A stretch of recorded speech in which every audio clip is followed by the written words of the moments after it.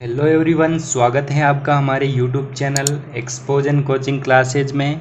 मेरा नाम है हनुमान कुमावत और आज हम पढ़ने वाले हैं मैथमेटिक्स के सेकंड चैप्टर प्रतिलोम वृत्तीय फलन के बारे में।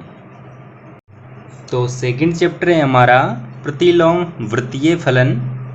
ठीक है, इंग्लिश में बात करें तो इन्वर्स सर्कुलर फंक्शन, और एनसीईआरटी में इसी को दे रखा है इन्वर्स ट्रिगोनोमेट्री फंक्शन। ठीक है, तो दोनों एक ही चीज़ है, कन्फ्यूज मत होना। बात करते हैं मार्क्स डिस्ट्रीब्यूशन की। तो ये जो चैप्टर है वह है बेसिकली 3 नंबर का। ठीक है, 3 मार्क्स का चैप्टर है। इसमें से 2 क्वेश्चन आएंगे आपके। एक क्वेश्चन होगा 1 मार्क्स का, 1 नंबर का, और दूसरा क्वेश्चन होगा 2 नंबर का। ठीक है, जो पहला क्वेश्चन है वो अति लघुत्रात्मक टाइप होगा, यानी very short answer type question होगा, और जो सेकंड होगा वह होगा आपका लघुत्रात्मक टाइप फर्स्ट। ठीक है, यानी कि short answer type first question होगा। ठीक है, अब ये जो चैप्टर है हमारा प्रतिलोम वृत्तीय फलन, इस चैप्टर को पढ़ने के लिए हमें 11th क्लास के कुछ चैप्टर्स का नॉलेज होना चाहिए। ठीक है, जैसे कि एक चैप्टर है समुच्चय। ठीक है, समुच्चय का हमें पता होना चाहिए। इंग्लिश में बात करें तो सेट, यानी सेट का हमें अच्छी तरीके से पता होना चाहिए। ठीक है, दूसरे चैप्टर की बात कर लेते हैं, संबंध एवं फलन। संबंध एवं फलन,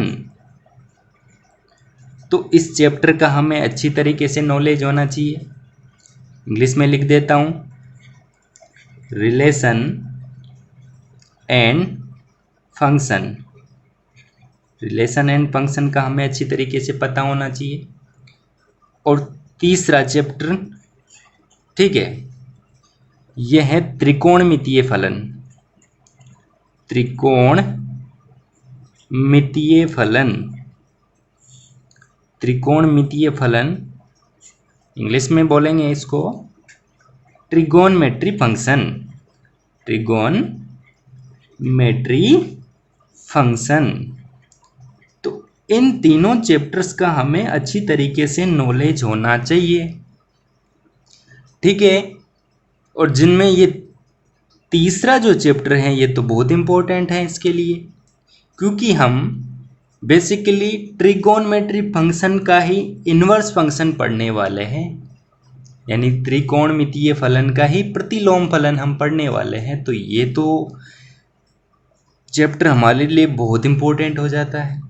ठीक है, यानी इसके जो सारे फॉर्मूले हैं वो हमें याद होना चाहिए। ठीक है,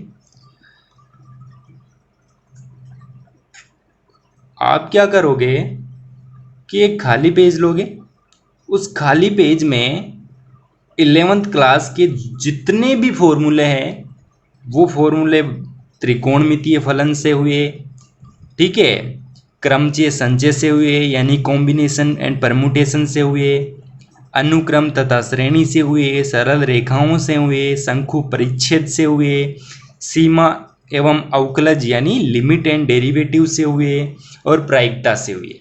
ये जो सारे फॉर्मूले हैं, इन सारे के सारे फॉर्मूलों को उस खाली पेज के अंदर नोट करना। ठीक है, और उस पेज को आपकी बुक में सबसे पहले अटैच कर देना।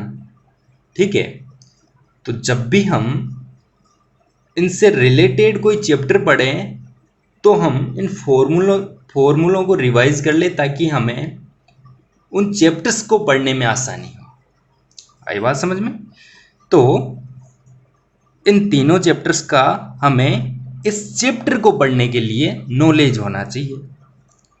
बेसिकली आज का ये जो लेक्चर है इसका पर्पज ही यही है कि हम 11th क्लास के इन तीनों चैप्टर्स को कुछ रिवाइज कर लेते हैं। ठीक है, इनमें जो टर्म्स हैं, जैसे संबंध हो गया, फलन हो गया, समुच्चय हो गया, ठीक है, इन सारे के बारे में आज हम रिवाइज करने वाले हैं।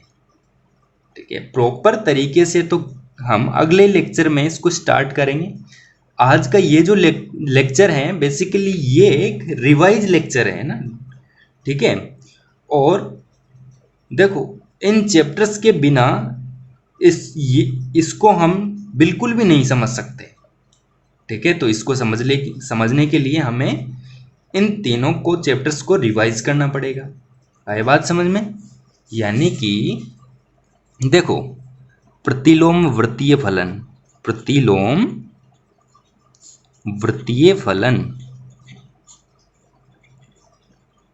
अगर हमें इसको समझना है तो इससे पहले हमें समझना पड़ेगा त्रिकोणमितीय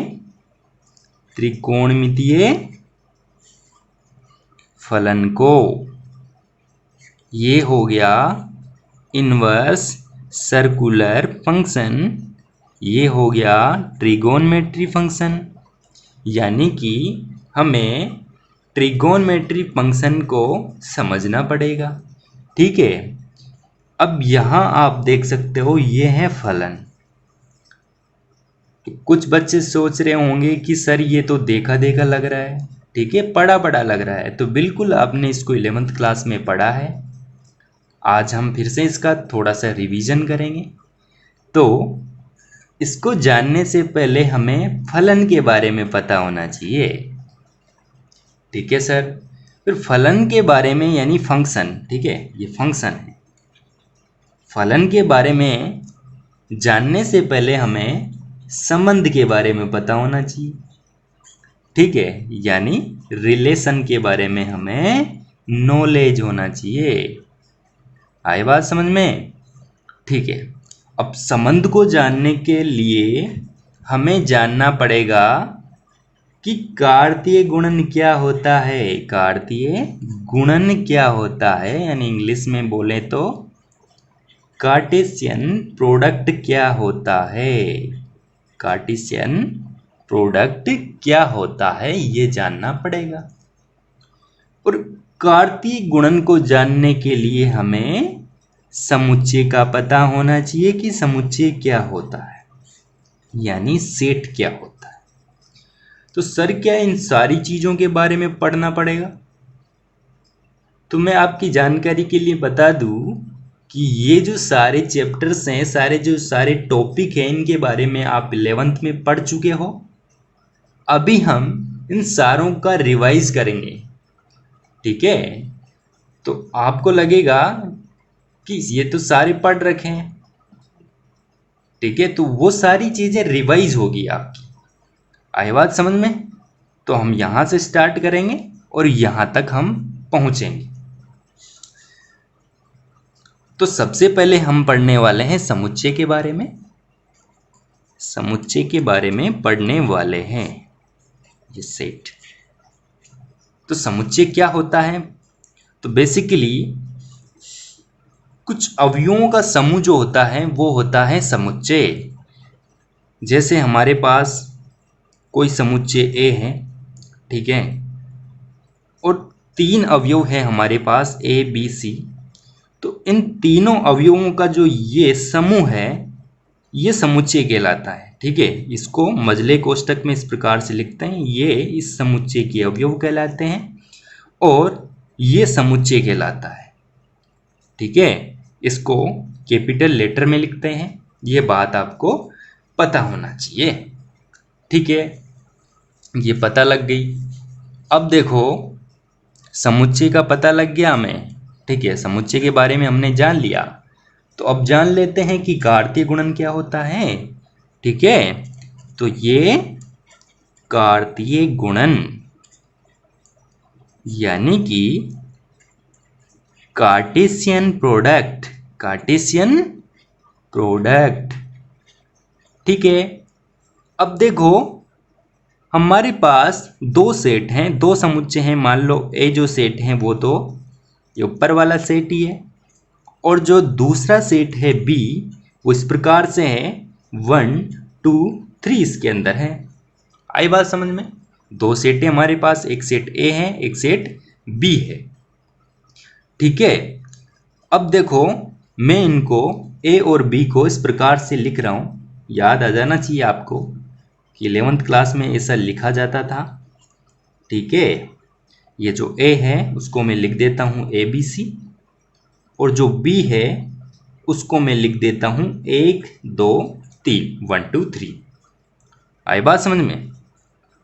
ठीक है, अब देखो समुच्चय ए और समुच्चय बी का कार्तीय गुणन क्या होता है। तो कार्तीय गुणन को सबसे पहले हम ये देखते हैं कि इसको क्रॉस से, है ना, क्रॉस से इसको प्रदर्शित करते हैं, यानी ए तथा बी का कार्तीय गुणन। अब ये होता क्या है, तो ये समुच्चय ए तथा समुच्चय बी के अवयवों के क्रमित युग्मों का समुच्चय होता है। ठीक है, यानी एक का 1 के साथ युग्म, एक का 2 के साथ युग्म, एक का 3 के साथ युग्म। इसी प्रकार से बी का 1 के साथ, बी का 2 के साथ, बी का 3 के साथ और सी का भी इसी प्रकार से क्रमित युग्मों का जो समुच्चय है वो होगा A क्रॉस B, यानी कि एक का 1 के साथ युग्म, ठीक है, एक का 2 के साथ युग्म, एक का 3 के साथ युग्म, और इसी प्रकार से बी का 1 के साथ, बी का 2 के साथ और बी का 3 के साथ, सी के साथ भी यही हो जाएगा। ठीक है, सी का 3 के साथ युग्म, और इन सभी क्रमित युग्मों का ये जो समुच्चय है ये हो जाएगा A क्रॉस B, यानी A और B का कार्तीय गुणन। अब सर यहाँ पे आप बार बार बोल रहे हो कार्तीय क्रमित युग्म क्रमित युग्म, तो ये क्रमित का क्या मतलब है भाई? ये तो समझ में आता है हमें कि ये युग्म है, लेकिन आप बार बार क्रमित युग्म क्या बोल रहे हो, आप ऑर्डर्ड पेयर क्यों बोल रहे हो? ठीक है, तो आप में से किसी ने नोटिस किया होगा कि मैंने जो भी ये युग्म, जो भी युग्म लिखे हैं मैंने, उनमें से ये जो युग्म का पहला अवयव है, ये पहला अवयव सभी युग्मों में, ये जो पहला अवयव है ये समुच्चय ए को बिलोंग करता है, और ये जो द्वितीय अवयव है ये समुच्चय बी को बिलोंग करता है। यानी कि इस युग्म का पहला अवयव वही होगा, ठीक है, जो पहले समुच्चय को बिलोंग करता है, और दूसरा अवयव वही होगा जो दूसरे समुच्चय को बिलोंग करता है। शायद मेरी ये बात आपको अच्छी तरीके से समझ में आ गई होगी, और अगर समझ में आ गई हो तो थम्स अप कर दो एक बार। ठीक है, अब इसको परिभाषा के रूप में हम देख लेते हैं। एक बार मैं परिभाषा लिख देता हूं आपके सामने। ठीक है, तो एक अरिक्त समुच्चय ए तथा एक अरिक्त समुच्चय बी का कार्तीय गुणनफल क्रमित युग्मों का समुच्चय होता है, जिनका प्रथम अवयव समुच्चय ए से तथा द्वितीय अवयव समुच्चय बी से संबंधित हो। ठीक है, ये कार्तीय गुणन की परिभाषा हो गई। इंग्लिश में बोलें तो Cartesian product of a set, a non empty set A and a non empty set B is a set of ordered pair where the first element of ordered pair belongs to A and the second element of ordered pair belongs to B। आई बात समझ में? यानी कि ये जो दोनों समुच्चय हैं हमारे पास, ये अरिक्त होना चाहिए, नॉन एम्प्टी होना चाहिए। ऐसा क्यों? क्योंकि अगर इन दोनों में से कोई एक भी अगर रिक्त समुच्चय हुआ, ठीक है, अगर मान लो ये रिक्त समुच्चय हुआ, तो ए के अवयव किसके साथ ऑर्डर्ड पेयर बनाएंगे? तो इन दोनों में से कोई भी रिक्त समुच्चय नहीं होना चाहिए। आई बात समझ में? ठीक है, अब आगे बढ़ते हैं। इसकी परिभाषा देख लो एक बार, मैं लिख देता हूँ। ये रही इसकी परिभाषा। ठीक है, तो आप यहाँ से नोट कर लेना। अब आगे बढ़ते हैं। अब सर हमने कार्तीय गुणन के बारे में भी जान लिया, ठीक है, तो अब किसकी बारी है? संबंध की।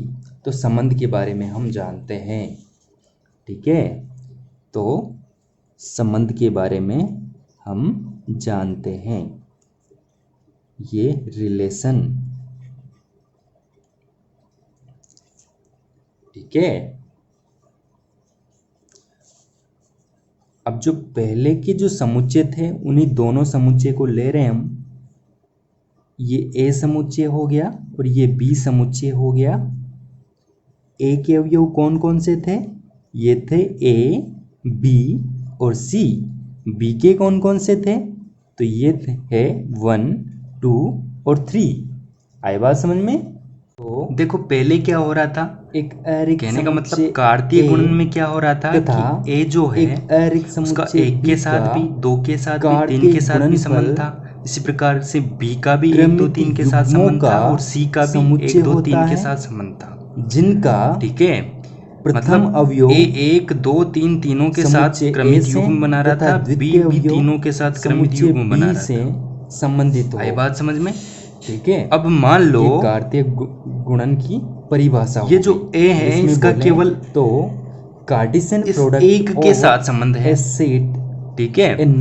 इसी प्रकार से मान लो कि जो बी है उसका 2 के साथ संबंध है और बी का 3 के साथ संबंध है, यानी कि ए का 1 के साथ संबंध हो गया। सरल भाषा में ये जान लो कि ए जो है उसका 1 के साथ रिश्ता हो गया।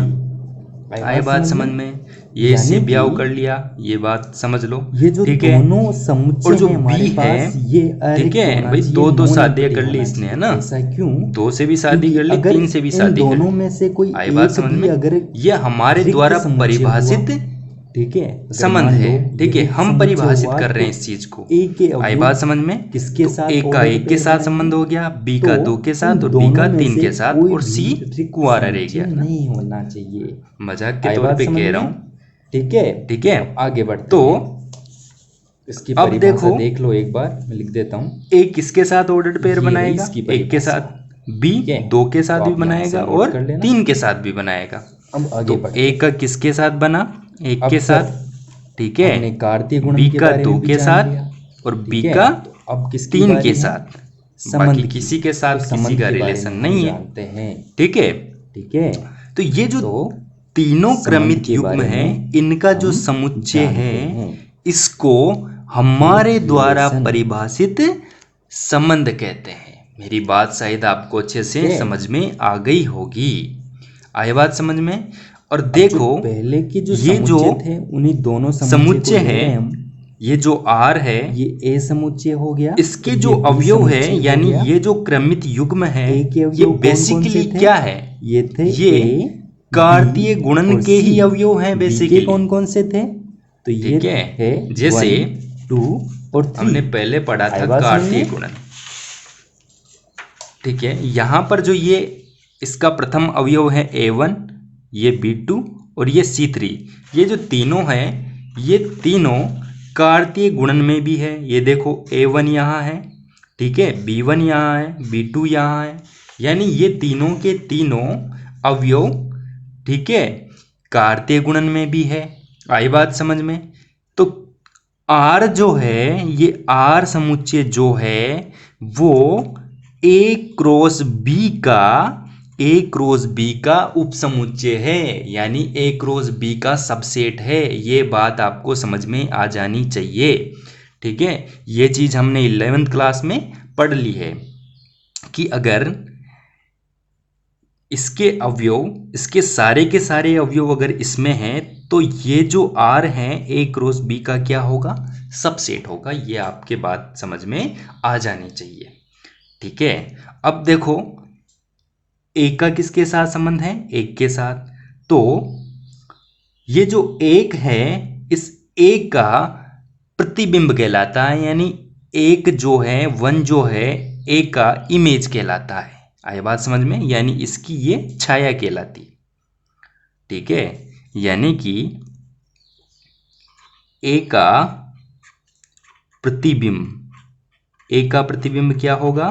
तो A का प्रतिबिंब हो जाएगा 1, ठीक है। अब ए का क्या है, प्रतिबिंब है, तो एक का क्या होगा, पूर्व प्रतिबिंब, यानी ये पहले आ रहा है इससे, यानी पूर्व प्रतिबिंब, यानी एक का पूर्व प्रतिबिंब, पूर्व प्रतिबिंब, प्रतिबिंब, ठीक है। प्री इमेज क्या होगा, ए का इमेज तो एक होगा और एक का प्री इमेज क्या होगा, ए होगा। आया बात समझ में, ठीक है। अब मैं इसकी परिभाषा बता देता हूं। तो परिभाषा क्या होगी कि समुच्चय ए से समुच्चय बी का संबंध कार्तीय गुणन ए क्रॉस बी का एक उपसमुच्चय होता है, जिसे क्रमित युग्म के प्रथम तथा द्वितीय अवयव के मध्य संबंध स्थापित करके प्राप्त किया जाता है। आए बात समझ में। अगर इंग्लिश में बोलूं तो a relation R from a set A to a set B is a subset of the Cartesian product A cross B obtained by describing a relationship between the first element and the second element of the ordered pair in A cross B। आई बात समझ में। तो ये बात आपके समझ में आ जानी चाहिए। और ये जो परिभाषाएं हैं ये आपको 11th क्लास की नोटबुक में मिल जाएगी, तो यहाँ पर ठीक है लिखने की जरूरत नहीं पड़नी चाहिए, ठीक है। आए बात समझ में। तो हमें समझ में आ गया कि संबंध क्या होता है। अब देखो कुछ एडिशनल चीज़ें हैं जो हमें संबंध के बारे में जाननी चाहिए। वो कौन सी है, देखो संबंध का प्रांत क्या होता है, यानी कि डोमेन क्या होता है, ठीक है। प्रांत या फिर हम कहें डोमेन, या डोमेन क्या होता है। तो देखो डोमेन क्या होता है, ये जो समुच्चय ए है जिसके जितने अवयव समुच्चय बी के अवयवों से संबंधित हैं, जो अवयव समुच्चय ए के जो अवयव समुच्चय बी के अवयवों से संबंधित हैं, उन अवयवों का समुच्चय। आई बात समझ में। तो यहाँ पर कौन कौन संबंधित है, ठीक है, कौन कौन से अवयव संबंधित हैं। तो एक तो ए हो गया, एक बी हो गया, एक तो ए हो गया, बी हो गया, सी किसी से भी संबंधित नहीं है तो सी प्रांत में नहीं आएगा। मेरी बात आपको अच्छे से समझ में आ जानी चाहिए। आई बात समझ में। अब बात करते हैं परिसर की, ठीक है। रेंज की बात कर लेते हैं, रेंज क्या होती है, ठीक है। तो देखो रेंज क्या होती है, समुच्चय बी के जो अवयव समुच्चय ए के अवयवों से संबंधित हैं उनका समुच्चय रेंज कहलाता है, परिसर कहलाता है, ठीक है। तो जो समुच्चय बी है उनमें से कौन कौन से ऐसे अवयव हैं जो समुच्चय ए के अवयवों से संबंधित हैं। तो आप देख सकते हो यहाँ पर एक भी है, दो भी है, तीन भी है, यानी कि बी के तीनों अवयव समुच्चय ए के अवयवों से संबंधित हैं। तो हम यहाँ परिसर के अंदर लिख देंगे 1 2 3, यानी 1 2 3। आई बात समझ में, ठीक है। अब बात करते हैं सह प्रांत की, ठीक है। बात करते हैं सह प्रांत की, इंग्लिश में बोले तो कोडोमेन की, ठीक है। तो यदि संबंध ए से बी में परिभाषित है, यानी ए तथा बी का संबंध है, तो समुच्चय बी के अवयवों के समुच्चय को क्या कहते हैं, सहप्रांत कहते हैं, ठीक है। तो सहप्रांत में कौन कौन से अवयव हो जाएंगे, 1 2 3, यानी पूरा का पूरा समुच्चय बी क्या हो जाएगा, सहप्रांत हो जाएगा, ठीक है। अब आप में से कोई बोलेगा कि सर परिसर और सहप्रांत दोनों समान है, ठीक है, यहाँ पर समान दिख रहे हैं दोनों, तो सर अलग अलग लिखने की क्या ज़रूरत है, दोनों समान ही तो है, ठीक है। तो मैं आपको बताना चाहता हूँ कि देखो अगर मान लो ये दोनों समुच्चय इसी प्रकार से होते, ठीक है, लेकिन समुच्चय बी में एक अतिरिक्त अवयव 4 होता मान लेते हैं, 4 होता और ये जो स्थिति है, ठीक है, ठीक ऐसी ही होती तो क्या होता। अब देखो परिसर में कौन आता, परिसर में तो 1 2 और 3 तीनों ही आते, क्योंकि परिसर क्या होता है, परिसर उन अवयवों का समुच्चय होता है जो अवयव, ठीक है, समुच्चय ए के अवयवों से संबंधित होते हैं। आई बात समझ में, ठीक है, तो 1 2 3 आ जाएगा। लेकिन यहाँ पर 4 तो इनमें से किसी से संबंधित नहीं है, इसका मतलब 4 इसमें नहीं आएगा। लेकिन ये 4 जो है, अगर 4 होता यहाँ पे तो वो सह प्रांत में जरूर आता। मेरी बात आपको समझ में आ गई होगी। अगर समझ में आ गई हो तो एक बार थम्स अप कर दो, ठीक है। तो सह प्रांत भी हमें समझ में आ गया, तो सर संबंध समझ में आ गया, कार्तीय गुणन समझ में आ गया, समुच्चय समझ में आ गया। तो अब क्या समझना है, तो देखो समुच्चय समझ में आ गया, कार्तीय गुणन समझ में आ गया, संबंध समझ में आ गया। अब बारी है फलन की, तो अब हमें समझना है फलन के बारे में। आई बात समझ में, तो यहाँ पर हम फलन के बारे में समझ लेते हैं। तो ये है फलन, ठीक है। इंग्लिश में क्या बोलते हैं, इंग्लिश वाले बताएंगे क्या बोलते हैं, फंक्शन, CTION, फंक्शन, ठीक है। और प्रतिचित्र भी इसको बोलते हैं और प्रतिचित्रण भी इसको बोलते हैं। आया बात समझ में, यानी मैप भी इसको बोलते हैं और मैपिंग भी इसको कहते हैं। आया बात समझ में, ठीक है। अब देखो हमारे पास मान लो ये दोनों ही समुच्चय इस प्रकार के हैं। ये A हो गया जिसमें ABC है, और ये B हो गया जिसके अंदर 1 2 3 है। आई बात समझ में। अब देखो फलन क्या होता है, ये एक विशेष प्रकार का संबंध होता है। क्या होता है, एक विशेष प्रकार का संबंध होता है जिसके लिए कुछ कंडीशंस होती है। अगर वो संबंध उन कंडीशंस को फॉलो करता है तो वो फलन होता है, अगर नहीं करता तो वो फलन नहीं होता। आई बात समझ में। कौन कौन सी कंडीशंस हैं, तो ये पहली कंडीशन में लिख देता हूं यहाँ पे, ठीक है। क्या है पहली कंडीशन, कि यदि A से B में कोई फलन परिभाषित है तो A का प्रत्येक अवयव B के अवयवों से संबंधित होना चाहिए। यानी कि ये सारे के सारे अवयव B के अवयवों से संबंधित होना चाहिए। ये तो पहली कंडीशन हो गई, ठीक है।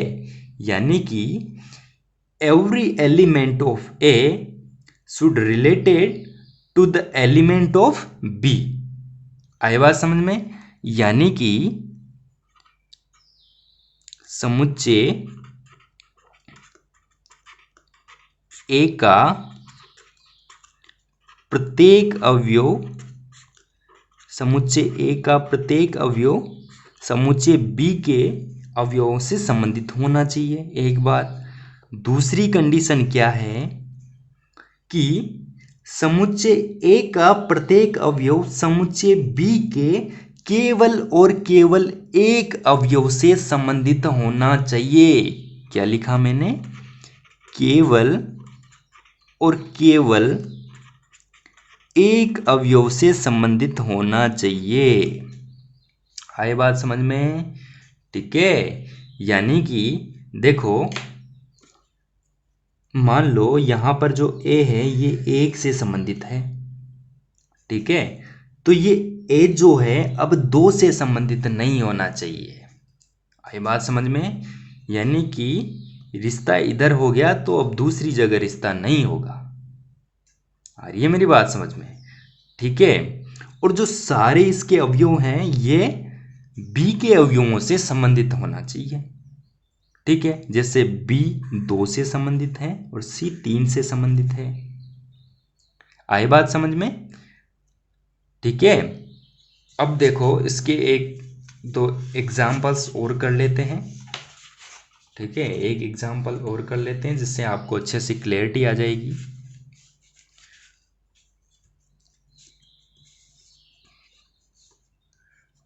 ये ए हो गया, ये बी हो गया। ए में कौन कौन है, कौन कौन से अवयव हैं? A B C. और बी में 1 2 3। ठीक है, अब देखो मैं इनको रिलेटेड करता हूं। ठीक है, मैंने एक को 1 से संबंधित कर दिया, ठीक है, बी को भी 1 से कर दिया और सी को 2 से कर दिया। आई बात समझ में? तो ये क्या, ये एक फलन है? तो फलन है या नहीं, ठीक है, इसके बारे में जानने के लिए हमें इसकी शर्तें माननी पड़ेगी। ठीक है, कि अगर वो शर्तें फॉलो हो रही है तो ये फलन है, और अगर शर्तें फॉलो नहीं होती है तो फलन नहीं है। आई बात समझ में? तो दोनों शर्तें क्या थी? देखो, पहली शर्त क्या थी कि समुच्चय ए का प्रत्येक अवयव, समुच्चय ए का प्रत्येक अवयव समुच्चय बी के अवयवों से संबंधित होना चाहिए। यानी कि ए का प्रत्येक अवयव जो है वो संबंधित है, बिल्कुल। अब समुच्चय ए का प्रत्येक अवयव समुच्चय बी के केवल और केवल एक अवयव से संबंधित होना चाहिए। यानी कि समुच्चय ए के प्रत्येक अवयव का समुच्चय बी में केवल और केवल एक ही प्रतिबिंब होना चाहिए। तो देखते हैं, देखो ऐसा है या नहीं है। तो देखो यहाँ ए जो है ये 1 से संबंधित है, बिल्कुल, ए किसी और से संबंधित नहीं है। बी भी 1 से संबंधित है, बी और दूसरे से संबंधित नहीं है। इसी प्रकार सी भी 2 से संबंधित है, सी किसी दूसरे अवयव से संबंधित नहीं है 2 के अलावा। इसका मतलब ये एक फलन है। आए बात समझ में? ठीक है, इसको एक सिंपल तरीके से हम जान लेते हैं। देखो, ये जो बी है ये है, मान लो बापू है, क्या है? बापू है, और ये है बच्चा। यानी कि मान लो ये जो बी समुच्चय है ये बापुओं का समुच्चय है ना? बापू समझते हो ना, पिताजियों का समुच्चय है, और समुच्चय ए बच्चों का समुच्चय है। आई बात समझ में? ठीक है, अब तो देखो दोनों जो कंडीशंस होती है ना, दोनों जो कंडीशंस फलन की है वो दोनों कंडीशंस यहां फॉलो होगी। ठीक है, अब देखो यहां पर 2 या 2 से अधिक बच्चों का एक बापू हो सकता है। आई बात समझ में? यानी 2 बच्चों का एक बाप तो हो सकता है, लेकिन क्या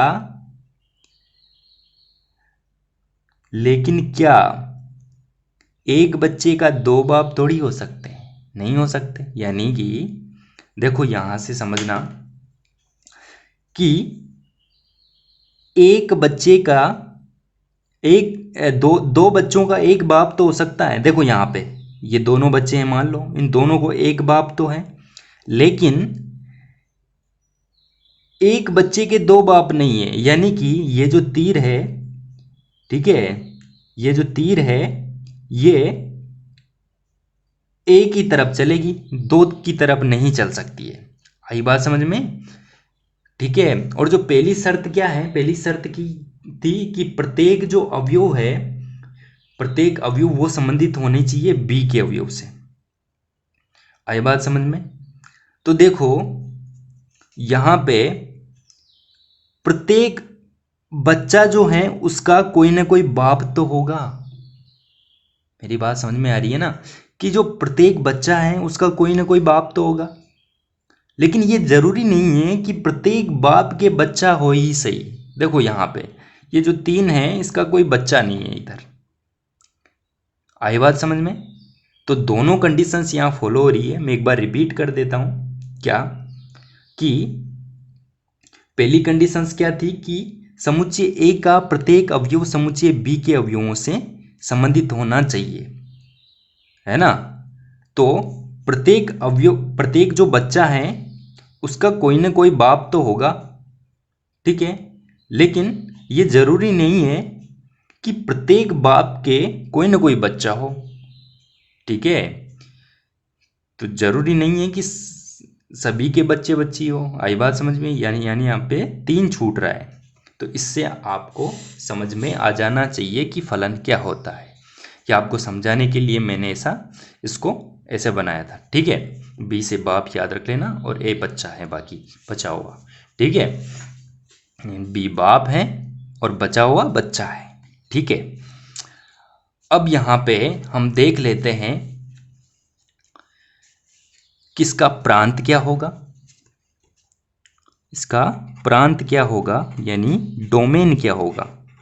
डोमेन क्या होगा, देखो अभी हमने संबंध पढ़ा था, उसमें डोमेन क्या पढ़ा था हमने क्या पढ़ा था डोमेन के बारे में, ठीक है। क्या पढ़ा था भाई कि ए के उन अवयवों का समुच्चय जो बी के अवयवों से संबंधित हो।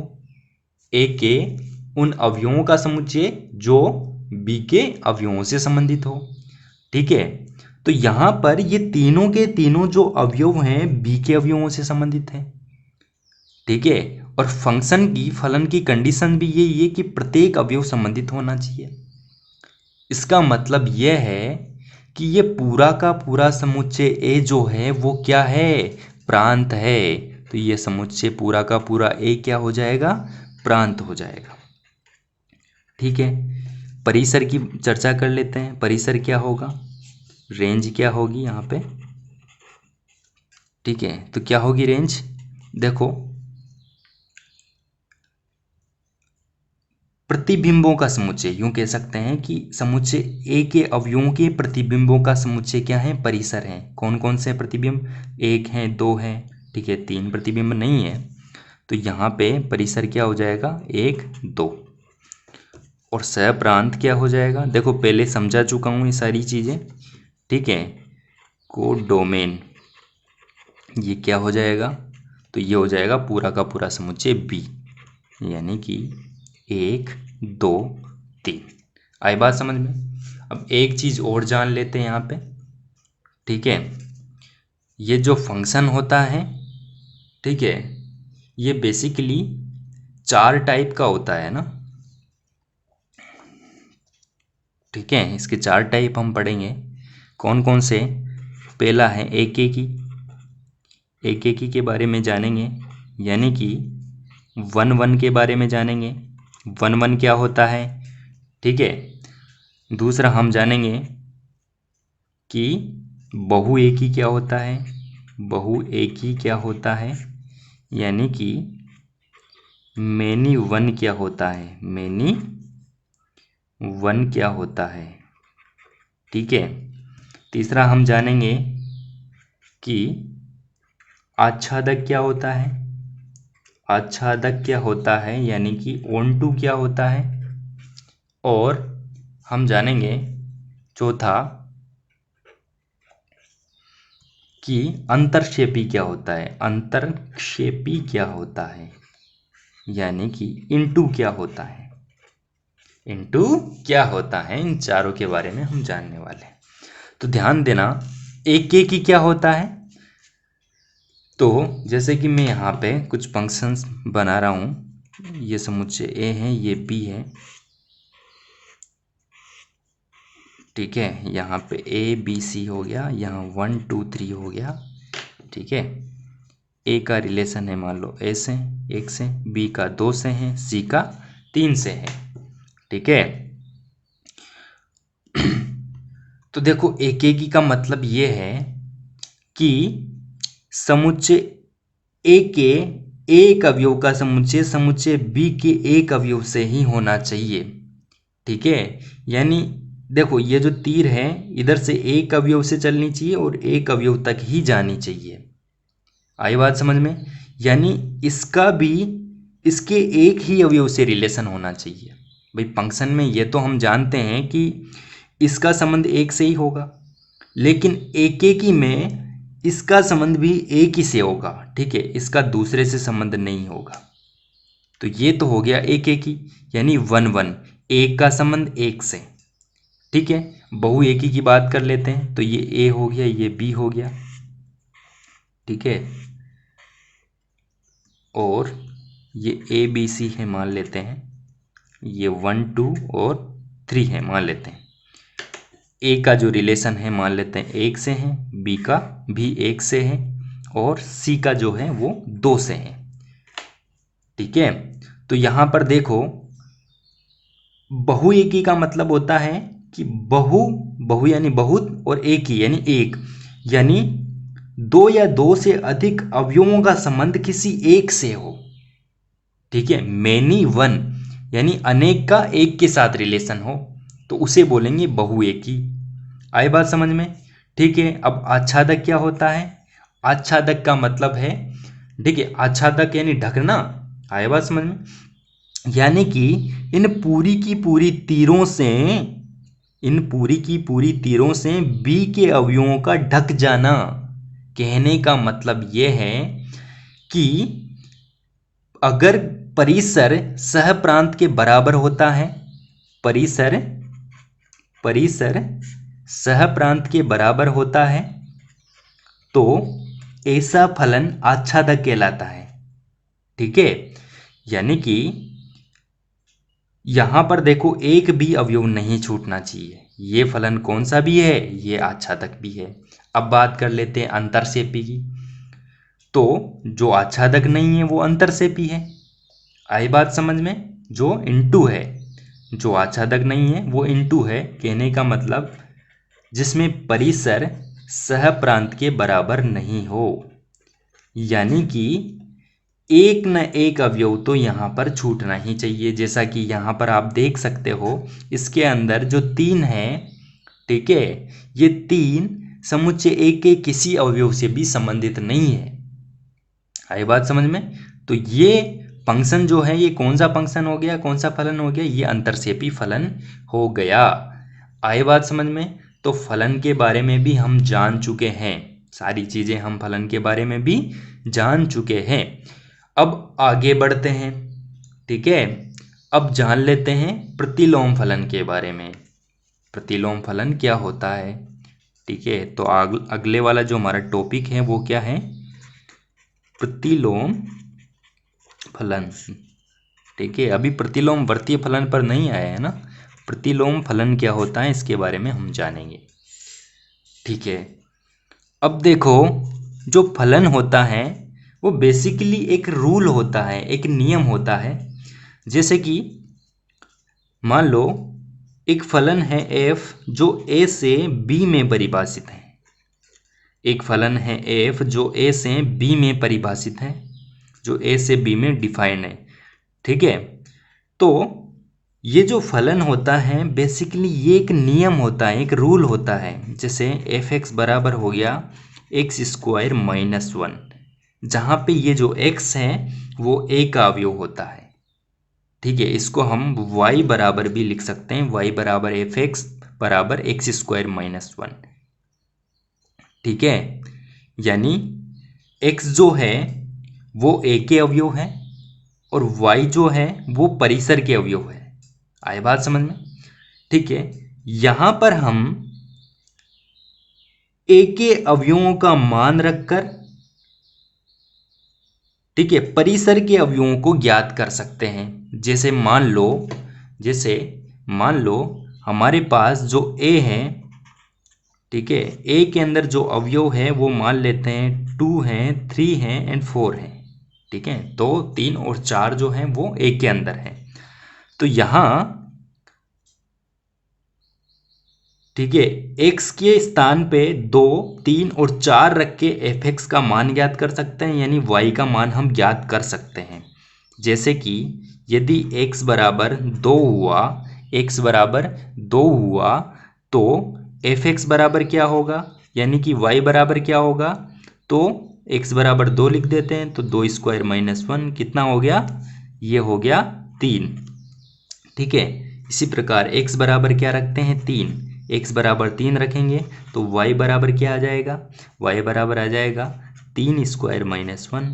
ठीक है, x बराबर 3 रखेंगे यहाँ पे तो 3 स्क्वायर माइनस 1 यानी 4 में से 9 में से 1 गया तो 8। ठीक है, 8। इसी प्रकार x बराबर 4 रख दें, x बराबर 4 रख दें तो y बराबर कितना आएगा, 4 स्क्वायर माइनस 1 यानी कि 15 आ जाएगा।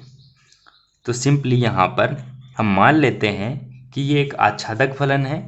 ठीक है, और परिसर सहप्रांत के बराबर है।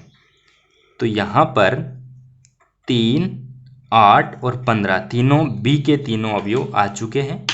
ठीक है, यहाँ पे 2 का संबंध किससे होगा, 3 से, 3 का 8 से, और 4 का किससे होगा, 15 से होगा। आई बात समझ में? यानी कि फलन एक विशेष नियम होता है, ठीक है, जिसमें a के अवयवों के द्वारा परिसर के अवयव हम निकाल सकते हैं। ठीक है, अब x का मान देने पर y का मान आ गया। ठीक है, तो ये तो हो गया फलन f। आई बात समझ में? तो क्या हम ऐसा कोई नियम परिभाषित कर सकते हैं जिससे b का अवयव मान लो उसमें रखने पर a का अवयव आ जाए? ध्यान देना, क्या हम ऐसा विपरीत नियम परिभाषित कर सकते हैं जिसमें b के अवयव रखने पर हमें a के अवयव प्राप्त हो जाते हैं? तो देखो यहाँ पे y बराबर क्या है, x स्क्वायर माइनस 1 है। ठीक है, अब देखो यहाँ क्या करेंगे, हम y के पदों में x का मान ज्ञात करेंगे। तो पक्षांतरण किया, क्या हो गया, x स्क्वायर माइनस 1 बराबर y हो गया। आए बात समझ में? ठीक है, मैं ये सारी चीज़ें यहाँ पर नोट करवा देता हूँ। ठीक है, तो देखो x स्क्वायर बराबर क्या हो गया, y प्लस 1 हो गया। ठीक है, और x बराबर क्या हो गया, अंडर रूट y प्लस 1 हो गया। अब इसके अंदर b के अवयव पुट करेंगे तो हमें a के अवयव प्राप्त हो जाएंगे। आई बात समझ में? यानी कि देखो y बराबर 3 पुट करेंगे तो 3 प्लस 1 कितना हो गया, 4, और अंडर रूट 4 कितना आ गया, 2। ठीक है, तो 2 आ जाएगा। वैसे ही अगर y बराबर 8 पुट करेंगे तो 8 प्लस 1 9 हो गया।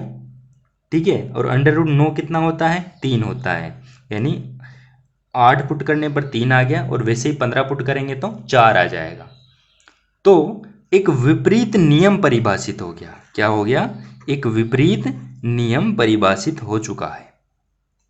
और इस विपरीत नियम को ही हम क्या कहते हैं, प्रतिलोम फलन कहते हैं, इनवर्स फंक्शन कहते हैं। आई बात समझ में? क्या कहते हैं, इनवर्स फंक्शन कहते हैं। यानी कि अब देखो हम क्या कर रहे हैं, y का वैल्यू रख रहे हैं और क्या क्या प्राप्त कर रहे हैं, x प्राप्त कर रहे हैं। आई बात समझ में? तो यहाँ पर देखो b को पहले लिखेंगे हम, ये b को पहले लिख दिया। b में क्या है, 3, 8 और 15 है, और इधर a में क्या है, a में है 2, 3 और 4। आई बात समझ में? 3 का रिलेशन किससे है, 2 से, तो 3 का 2 से, 8 का किससे है, 3 से, 15 का किससे है, 4 से। आई बात समझ में? तो जनरली हम क्या करते हैं, देखो ये x जो है उसको लिखेंगे हम f इनवर्स y बराबर अंडर रूट y प्लस 1। ठीक है भाई, यहाँ क्या आता है, यहाँ वही चर आता है जो यहाँ होता है। आई बात समझ में? ठीक है, ये इतना समझ में आ चुका है। अब देखो यहाँ पर जनरली ये जो पहला समुच्चय है इसके अवयवों को हम x से परिभाषित करते हैं। ठीक है, x से हम लिखते हैं उसको, तो हम जनरली f इनवर्स x यानी y के स्थान पर x लिख देते हैं, under root x plus 1। Confuse मत होना, क्योंकि देखो ये एक चर है, यहाँ पर हम x के स्थान पर और भी रख सकते हैं। आई बात समझ में? ठीक है, तो एफ एक्स क्या, एफ इनवर्स एक्स क्या हो गया, F inverse x F x का प्रतिलोम फलन है। क्या है? प्रतिलोम फलन है। आए बात समझ में? तो प्रतिलोम फलन आपके समझ में आ गया होगा। तो बाकी की बात करेंगे हम अगले लेक्चर में। आज का ये हमारा वीडियो आपको कैसा लगा? अगर वीडियो अच्छा लगा हो तो वीडियो को लाइक करें, चैनल पर नए हो तो चैनल को सब्सक्राइब करें। आपका कोई जानकार या आपका कोई फ्रेंड, वो भी 12th में है, बोर्ड की तैयारी कर रहा है, तो उस तक ये वीडियो ज़रूर शेयर करें। और आपको ये जो सारा मैंने पढ़ाया आज, इसकी PDF आपको टेलीग्राम चैनल पर मिल जाएगी। एक्सपोजन कोचिंग क्लासेज के टेलीग्राम चैनल पर मिल जाएगी, जिसकी लिंक मैं डिस्क्रिप्शन में डाल दूंगा। तो आप उस टेलीग्राम चैनल को ज्वाइन कर लो, वहाँ से आपको इसकी पूरी PDF मिल जाएगी। ठीक है, तो मिलते हैं अगले लेक्चर में।